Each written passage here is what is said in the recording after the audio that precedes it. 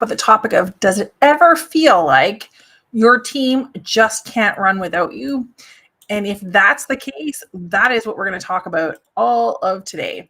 So think about it, and we're right in the middle, of course, of holiday season. If you were to take a week off, 2 weeks, 4 weeks off, whatever that might be, would your team then be able to still function? Or are you going to be getting those Slack messages that are still kind of come popping in at the end of your day when you turn your phone on? Or are you still checking on your emails at the end of each day just to make sure that everything's going okay?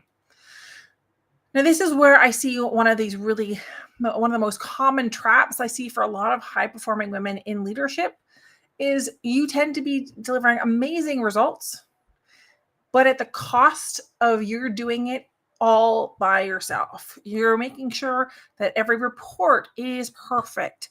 You're essentially, I had one client, she's like, well, I would go through and make sure that the spelling and the spacing and everything was done properly in the report, just grammatically, etc.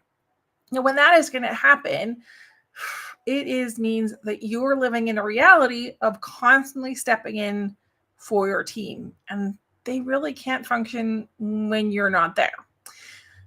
Welcome. If this is your first time here, I am Kim. I am the head coach and trainer at Leadership Edge Academy, helping women just like you lead with more ease, effectiveness, so that you can get promoted, go for those strategic projects, and have an amazing team doing. My tongue is all in knots this morning. And you have an amazing high-performing team as well without having to burn yourself out. So let me guess right now, if that was the case, and this is like, this is me. My team is, I love my team members, but oh my God, they need to be more independent. I want them to take more initiative. I want them to be proactive. Well, the reality is, if you're constantly stepping in to fix their mistakes, they don't have a chance for that. If you're double checking their work, if you're constantly chasing them for deadlines, they don't feel like they need to be responsible for anything, because, hey, they know you're going to step in and you're going to keep that going. So you're finding yourself stuck in that operational firefighting, right? You're dealing with every minor crisis that comes up, instead of being able to take that step back and say, okay, the operational firefighting, unless it gets very serious, that's going to happen in the team. And I'm going to concentrate more on that strategic element of the role in the department of where are we going, where are we headed? And let's be honest, it's exhausting, right? Because it is exhausting just in the amount of time and energy and effort you have to put in order to be able to do all of that, keeping track of everything and keeping on top of your team, which means a lot of your work is probably still sitting on your to-do list going like, I needed to get that done, but when am I going to have time? Oh, you know what, tonight, instead of grabbing that book or going for that walk, I'm just going to finish this up in the evening. Well, all of that means it's holding you back because you don't have any space at all to show up as a strategic leader, to show up for your management teams and for your leadership teams as like, hey, she's capable of being our next leader that we need to have. And you don't show them that because you are swamped just trying to keep up with what you have right now, which translates into this thought of like, oh, if she can't handle what she's already got now, how is she going to handle a new role? Or how does she handle another strategic or high visibility project? So I would love for you to just imagine what it would be like. And of course, drop this in the comments. Ask also any of your questions. And if this is resonating, just give me a thumbs up. We'd love to see that. But imagine a team that takes ownership of their work, where you finally have the opportunity to focus more on that strategic high-level work that's going to move not only just your career forward, but also your department forward. It's going to move your team forward because they're taking on responsibility as well. They're growing as well. Where you get to step into meetings, being confident, creating the visibility that you need for yourself, and ready to lead without having to work 60, 70-hour weeks. Because let's be honest, when you do leadership like this, it feels like success rather than the latest round of Survivor. So one of the things that I have worked with my clients on inside the accelerator and in the one-on-one executive coaching, we look at what is the team ownership map. So this is really for you creating a list of your top recurring responsibilities and tasks. Now, if you want some help with that, I've got a really fantastic tool that I developed, and it's called the Influence Productivity Toolkit. This is going to give you some clarity as to which tasks are the ones that you should be delegating first. If you want to grab that, DM me or comment below toolkit, and I'll make sure I get that over to you. Now, when you have that list of recurring responsibilities and tasks, and I know you might already be rolling your eyes going like, okay, Kim, that's just my to-do list. Like I know all of that stuff, right? But how much of that stuff and how much of those responsibilities and tasks are you keeping because you're like, oh, I could do it faster. Yeah, I don't want to overburden my team, but I can do it faster. I can do it better. Or if I don't do it, it doesn't get done right.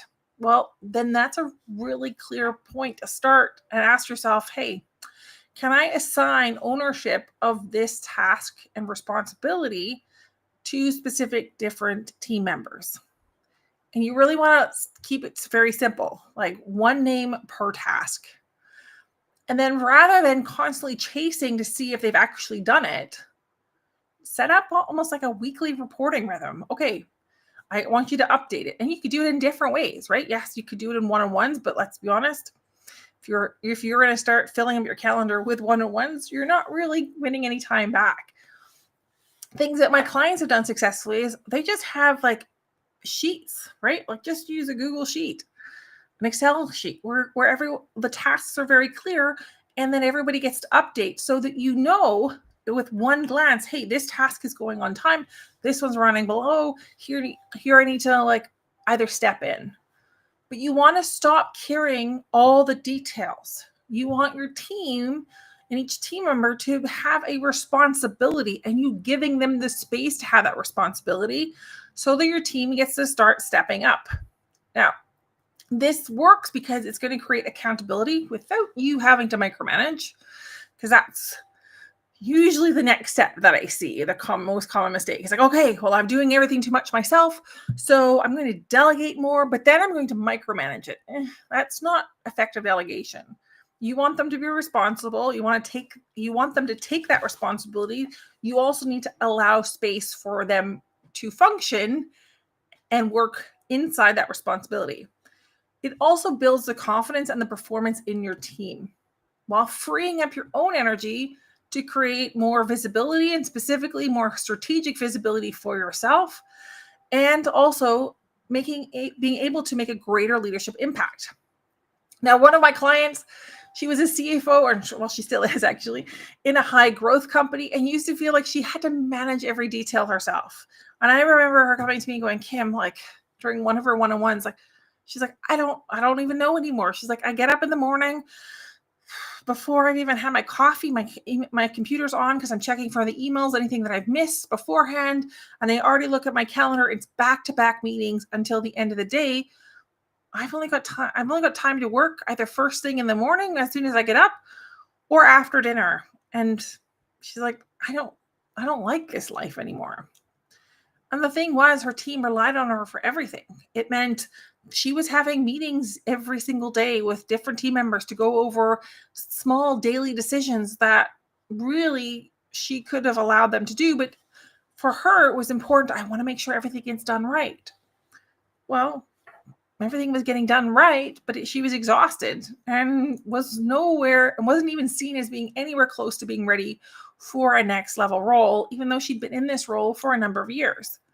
So when we started to implement this team accountability, her team started owning their work.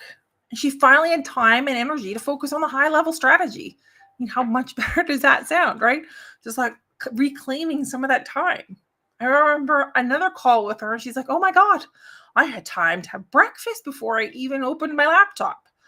And even when I open my laptop, it's not to like 500 emails. It's a little bit of an exaggeration, but let's say 50 emails from her team already saying like they needed this, and she approve X, Y, and Z. She's like, the amount of the emails I get are down, but more importantly, also the amount of meetings that I have during my day. I don't have back-to-back meetings anymore because the majority of the time that she was spending in what she thought was investing in her team, it really was micromanaging, was now she was able to reclaim that back. And that shift and being able to really focus on more high-level tasks and high-level strategy also led directly to a new promotion for her. So if you've been nodding along, I know some of you have, and thinking, this is me. I want to help you with this kind of leadership without having to burn out. So I'm doing a brainstorm on Thursday. So that's this week, Thursday. And we're going to talk all about delegation, accountability, and high-performing teams made simple. Because I'm all about let's make it simple. We don't want to make it even harder and more work. So we're going to dive into on that brainstorm. If you want to get in, it's a free brainstorm. Just comment or DM me brainstorm, and I'll make sure you get an invite to that. So inside the brainstorm, we're going to go deep into how you can build a high-performing team, how you can do delegation that actually really works, the accountability and the tough conversations that come along with that in order to get the results that you want. So that the next time you're on holidays, the next time you need to take a long weekend, you have a team that runs without you so that you can focus on strategy. So this is all for you. So again, DM me the word brainstorm or comment brainstorm to grab your invite. Let's make your leadership role feel a lot lighter and more impactful, because leadership does not mean that you have to carry the weight of the world on your shoulders. It doesn't mean that you have to stuff your team members into your backpack, put it on, and carry them along. No.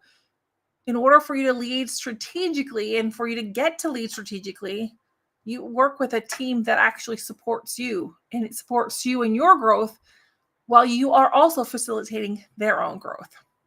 All right. Any questions? I'd love to hear them. That is my topic for today. I would love to hear what you thought. And if you've got anything else that you wanted to add or you want some more insights in, please let me know.